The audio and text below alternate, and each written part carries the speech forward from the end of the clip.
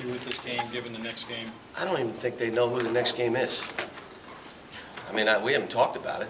I mean, what I'm talking in terms of teaching is our next 3 games, they kind of play the same way, and they really do. And so we're working on things that are helping us get better. I put on the board, here are defensive things we have to get better here in the next 3 weeks, and I put them up there. Here's the offensive things we got to get better with, and I put them up there. So we're not talking about anybody but Coppin State. Coppin State was down 10 to Connecticut at Connecticut. We were down 30 to Connecticut at a neutral site.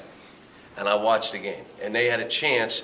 They missed 2 shots down 10 at Connecticut. And Connecticut has another big kid that they didn't have when we play.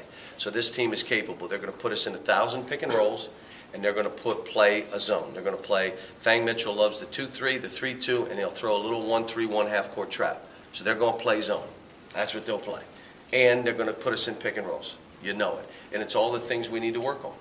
Can you talk about the maturity of DeAndre Liggins, talking to him and talking to him versus a couple years ago? He's matured so much. Proud of him. You know, the thing you try to do in this is that at the end of the day, our job is to develop young people.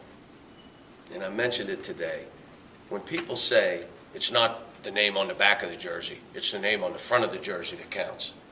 Well, I don't think that's just the case. I think it's about building those young people so that they can represent this with pride, and they can represent this on the front with a sense of self-esteem that's high and confidence. And our job is to build young people, not only on that basketball court, but what you're saying. I'm talking to a guy, I can't believe it's the same guy. But that's self-esteem, that's confidence coming out. Some of it's taught through that basketball court where they know, well, if I work hard, I could be really good if I do what I'm supposed to be doing. So that kind of stuff is really important. And I mentioned it today. I'm proud of how these guys have improved individually. We're not quite the team I want us to be, but individual players, I have to say, they've improved. How do we get them to continue to improve?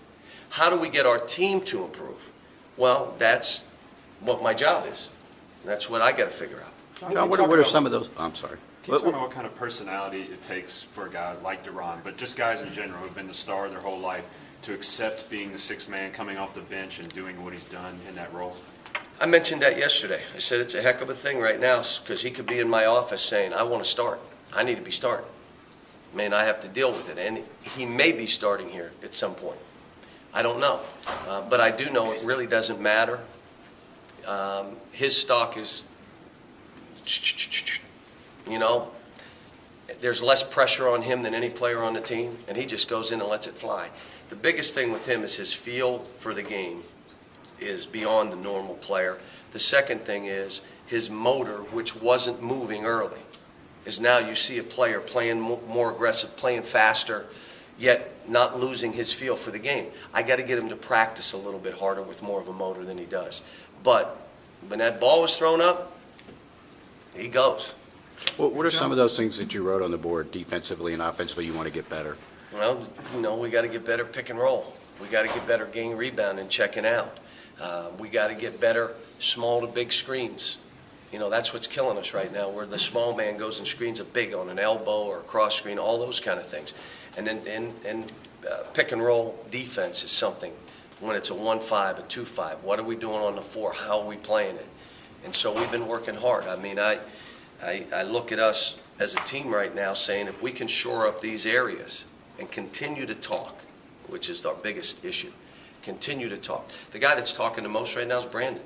Brandon did not speak.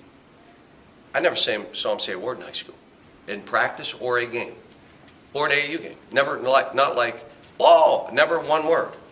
Now you walk in, it's either my voice or his voice you're hearing, because we talked to him about it. He's taken on more of a leadership role. He's understanding. He does it through hard work, and he's starting to talk and recognize. And he's playing for his team, not playing for himself. And they feel it. They'll follow. They're not going to follow a leader who they think it's all about them. I'm not following that guy. It's about, he's for me, I'll follow him anywhere he wants to take me. John, about Fang's reputation, he's a hell of a coach, has a great reputation among HBCU schools in MEAC. Speak to what it takes to develop that reputation and his reputation itself. Well, I've known him for a long time from the Philly ties, and James Flint, Bruiser Flint, worked for him, and that's where I hired Bruiser from. I hired Bruiser from Coppin State.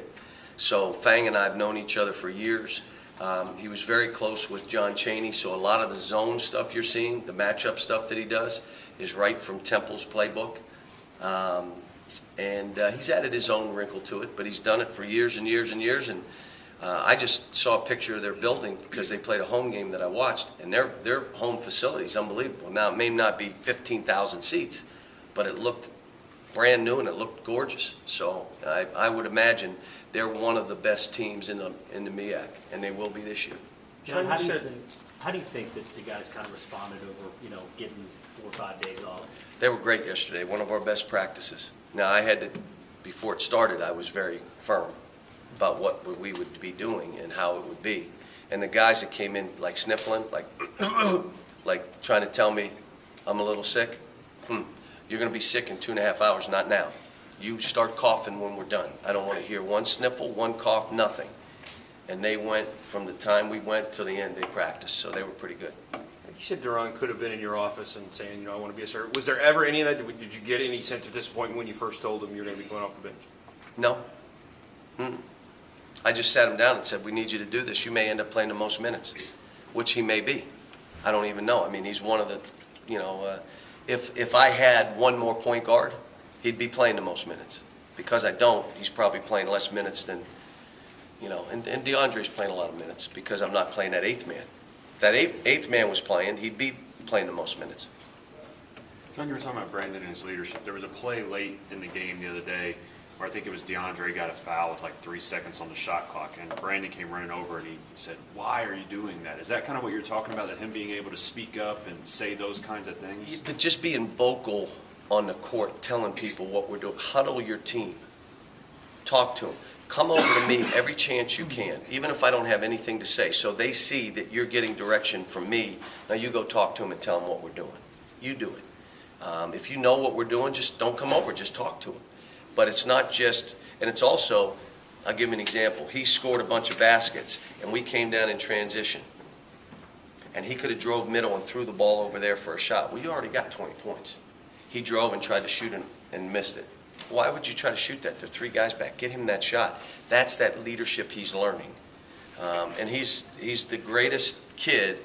Like I said, he struggled early, and I told the team, who's the most conscientious player on our team? They all pointed to him, so he'll be fine. He's the least of my worries. And he was struggling early. Now, all of a sudden, you're seeing a point guard that's starting to, right before our eyes, mature. Anything else?